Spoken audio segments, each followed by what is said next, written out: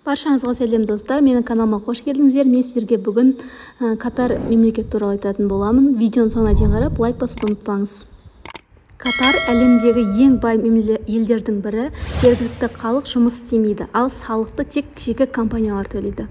20 жыл бұрын Катарды дәл қазіргідей болып өзгереді деп ешкім ойламаса керек. Жағалай салынған жалғыз архитектуралық игілік Гранд Шератон болатын. Бүгінгі күні ол сәнді қонақүйге айналған. Жансыз шөлді дала қазірде адам танымастай өзгеріп шулы мегаполиске айналған. Шөл орнында қала астындағы Доха пайда болды, астанасы. Катар мемлекеті Араб түбегіндегі шығыс бөлігінде орналасқан және үш жағынан Парсы шығанағы сулары қоршаған ел. Оңтүстік Катар Сауд Арабиясымен және Біріккен Араб Әмірліктерімен шектеседі. Солтүстік батыста Бахрейн корольдігімен теңіз шекарасы бар мемлекет болып саналады.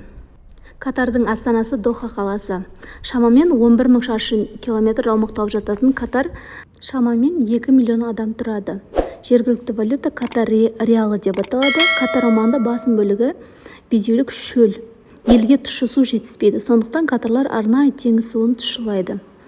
Өз тарихында Катар, Бахрейн, Португалия, Осман империясы және Ұлыбритания қол астында болып үлгерген қала. Катардың мемлекеттік тілі араб тілі болып табылады, бірақ бұл ел халқының 40% ғана арабтар болып табылады. Бір кездері жергілікті тұрғындар негізгі кәсібі інжу өндірісі болған. Катар азаматтығы шетелдіктер ешқандай жолмен ала алмайды. Барлық Катар жастары кем дегенде екі тілде, араб және ағылшын тілінде сөйлейді. Катардағы алкогольге ресми түрде тыйым салынған мемлекет. Катарда қоғамдық көлік жоқ, есесіне бензин өте арзан болып табылады.